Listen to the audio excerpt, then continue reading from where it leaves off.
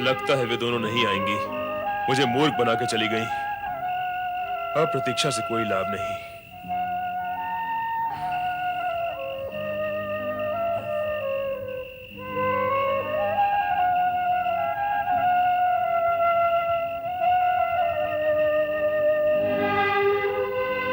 नहीं नहीं, मुझे मत मारो। मैं तो यहाँ अपनी पत्नी को ढूंढने आया था। सच कहो, क्या तुमने उसका वध कर दिया?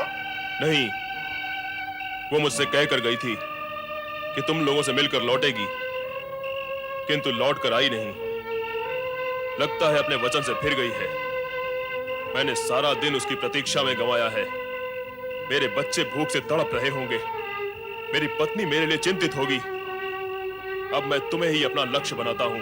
मैं तुम्हें नहीं छोड़ूंगा। मत छोड़ना, किंतु इतनी विनती है, मुझे एक बार अपनी पत्नी से मिल लेने दो। फिर मैं स्वयं तुम्हारे सामने बाढ़ खाने के लिए सहज खड़ा हो जाऊंगा। ठीक है, तुम भी जाओ, किंतु शीघ्र आना। बहुत विलंब हो गया है।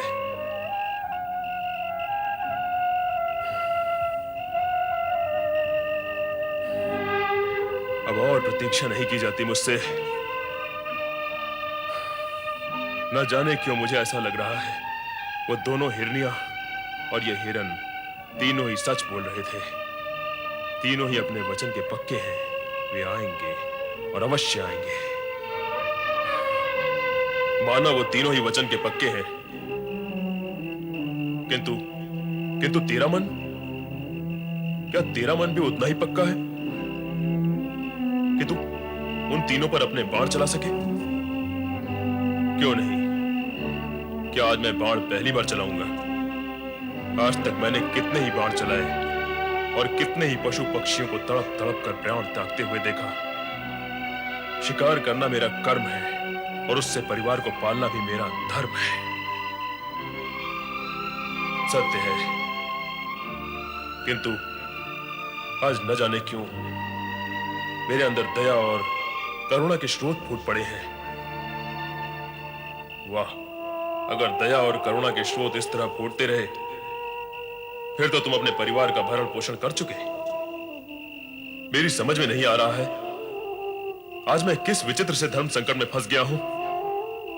प्रत्यंचा खींचते हुए मेरे हाथ क्यों कांप रहे हैं? क्यों ऐसा क्यों हो रहा है?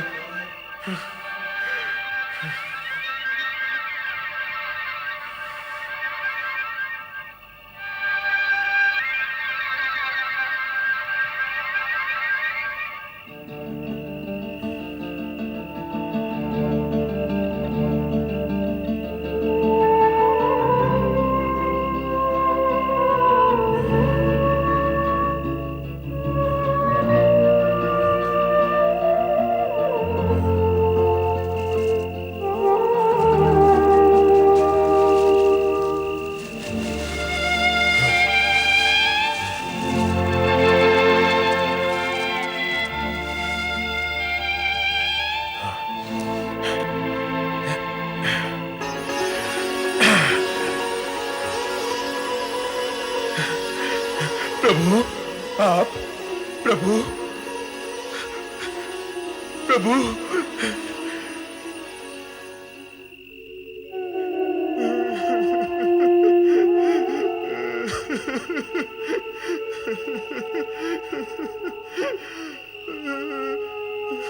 मैं क्या करूं भगवान, मैं क्या करूं? निर्दोष जीवों की हत्या करना मुझे अच्छा नहीं लगता, परंतु अपने परिवार का भरण पोषण करने के लिए मुझे ये पाप भी करना पड़ता है। अब आप ही बताइए प्रभु, मैं क्या करूं?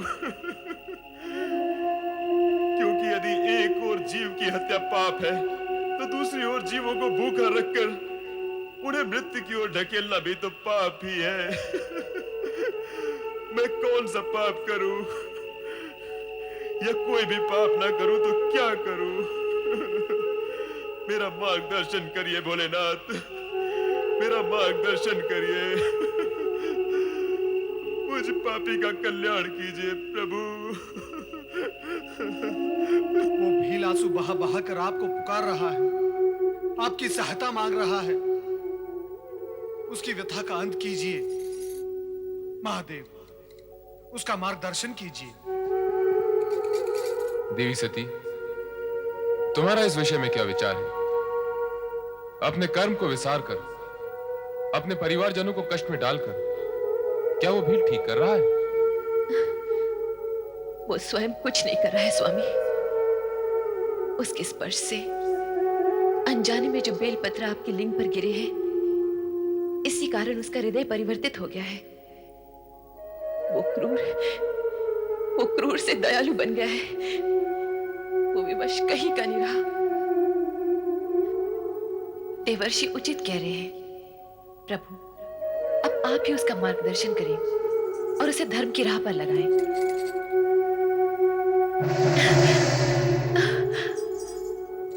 माता, प्रभु ने मेरी विनती सुन ली, मेरी प्रार्थना सार्थक हुई। अब उस भील का उद्धार अवश्य हो जाएगा। नारायण नारायण नारायण। मुझे सद्बुद्धि दो भगवान, मुझ पर दया करो, मेरा कल्याण करो प्रभु, मेरा कल्याण करो भोलेनाथ।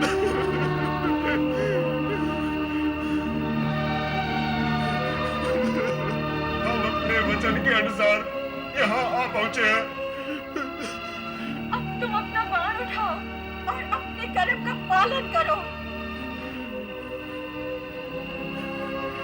ऐसे क्या देख रहे हो? बाण चढ़ाओ, चढ़ाओ बाण। विलंब मत करो, तुम्हारे बच्चे और पत्नी भूख से बिलख रहे होंगे। भूख से भी बढ़कर तुम्हारे घर ना लौटने के कारण आशंकित भी होंगे। तुम अपना काम समाप्त करो और जल्द ही घर लौट जाओ। नहीं नहीं, मैं तुम्हें नहीं मारूंगा। मुझे अपने परिवार का भूखा मरना स्वीकार है, किंतु तुम निर्दोषों की हत्या करना नहीं। कदापि नहीं, कदापि नहीं।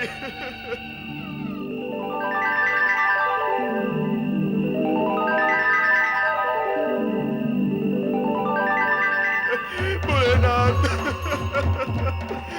भोलेनाथ।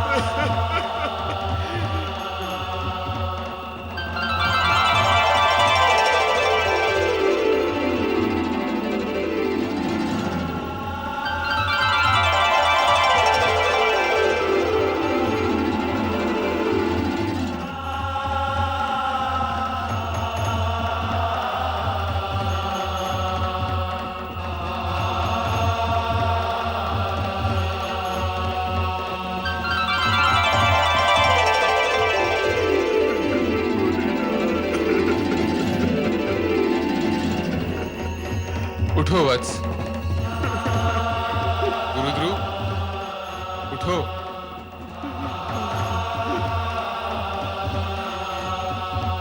आओ वत्स। प्रभु, प्रभु, प्रभु, प्रभु, प्रभु। मुझे धर्मी को आपने साक्षात दर्शन दिए हैं। इस हत्यारे पापी पर इतनी कृपा क्यों? मैं इसके योग्य नहीं प्रभु, मैं इसके योग्य नहीं। गुरुध्रुव, हत्या करना पाप है, किंतु कर्म नहीं करना भी तो पाप है। और तुम्हारा तो कर्म ही ऐसा है जो तुम्हें न चाहते हुए भी पाप का भागी बना देता है। किंतु आज से तुम्हें ऐसा काम नहीं करना पड़ेगा जो तुम्हें पाप और आत्मग्लानि के बोझ तले दबाता जा रहा है। प्रभु, किंतु इतनी कृपा मुझ जैसे दीनहीन व्यक्ति पर क्यों? क्यों प्रभु? आज महाशिवरात्रि है।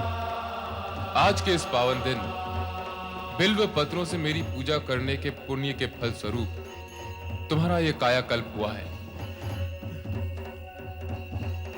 और तुम तीनों ने आज के इस पावन दिन अपना दिया हुआ वचन पूरा कर दिखाया। ये देवी रूप उसी का फल है। तुम्हें मृग योनि से अपनी स्वाभाविक दिव्य योनि प्राप्त हुई। ओम नमः शिवाय। पिताजी, तुम सब इस रूप में? ये सब तुम्हारी भक्ति का प्रसाद है। आज महाशिवरात्रि के दिन मेरी पूजा करने के फल स्वरूप तुम अपने पूर्व पापों से मुक्त हो गए और श्रृंगवेरपुर के राजा बन गए। मैं और राजा? हाँ, अपने परिवार सहित वहां जाकर शिव आराधना को मन में उतार कर राज सुख का उपभोग करो। त्रेता युग में विष्णु के अवतार भगवान राम से तुम्हारी भेंट होगी और तुम उनके उत्तम मित्र के रूप में जाने जाओगे। जो आज्ञा भगवान शिव शंकर, जो आज्ञा। तुम तीनों दिव्य धाम के लिए प्रस्थान करो। जो आज्ञा प्रभु। गुरुध्रुव, महाशिवरात्रि के दिन तुमने शिव आराधना करके शिव भक्तों के अध्याय में अपना नाम अमर कर दिया है। जो भी शिव भक्त महाशिवरात्रि के दिन तुम्हारी ये कथा सुनेगा, उसे वो सारे पुण्य प्राप्त होंगे जो तुम्हें हुए हैं। कल्याण भव।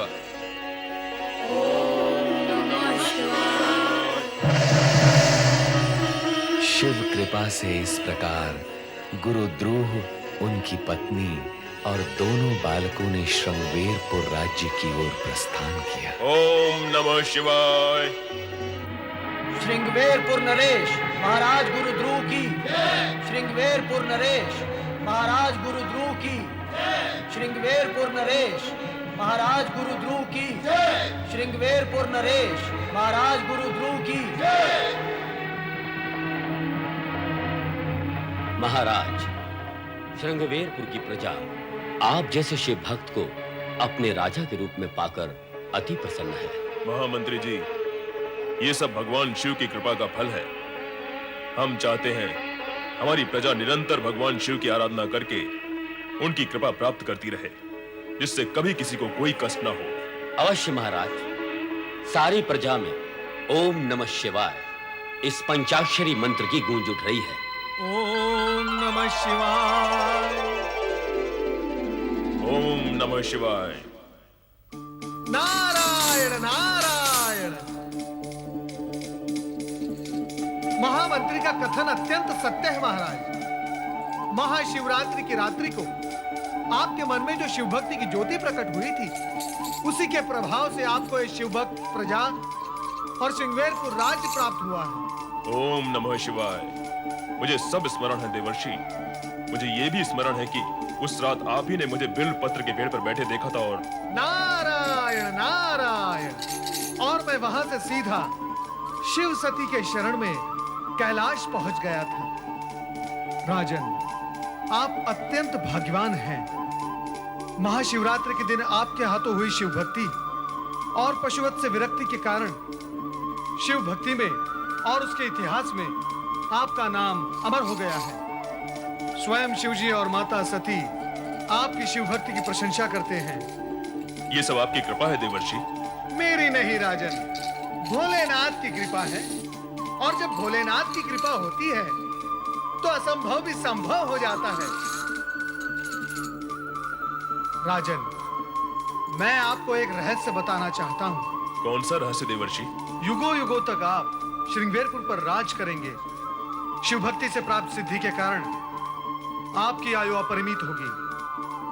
आप त्रेता युग में भी जीवित रहेंगे। क्या कह रहे हैं देवर्षि? मैं त्रेता युग में भी जीवित रहूंगा? हाँ राजन, भगवान विष्णु जब त्रेता युग में राम का अवतार लेंगे, तब आप उनकी सहायता करेंगे और राम भक्त के रूप में आपका नाम अमर हो जाएगा। धन्य है देवर्षि, आप सचमुच धन्य हैं। आपने मुझ पर जो उपकार किया है, उसके लिए मैं सदा आपका ऋणी रहूंगा। नारायण नारायण। मैं तो शिवजी का छोटा सा सेवक हूं। उपकार तो आपको भोलेनाथ का ही मानना होगा राजन, क्योंकि उनकी इच्छा से ही आपको शिव भक्ति प्राप्त हुई है। और इस उपकार का ऋण चुकाने के लिए आपको अपने राज्य में स्थान स्थान पर शिव मंदिरों का निर्माण करना होगा, जिससे शिव भक्ति की गूंज संसार में गूंज उठे। ऐसा ही होगा देवर्षि, ऐसा ही होगा। हम राज्य के कोने कोने में शिवालयों का निर्माण करवाएंगे और हर शिव पर्व पर उत्सव मनाएंगे, और ये सब भोले शंकर की कृपा से होगा। ओम नमः शिवाय। राजन, जानते हो, इसी ओम नमः शिवाय के प्रभाव से वो हिरण और हिरणी कहां पहुंच गए जिन्हें आपने प्राणदान दिया था? नहीं देवर्षि, बताइए वे कहां हैं? महाशिवरात्रि को अपना वचन निभाने और शिव भक्ति में सहयोग करने के कारण वे पशु योनि को त्याग कर सीधे स्वर्गलोक पहुंच गए हैं। स्वर्गलोक में? हाँ राजन, अब मैं स्वर्गलोक पहुंचकर उन्हें भी ओम नमः शिवाय की महिमा सुनाऊंगा। नारायण नारायण।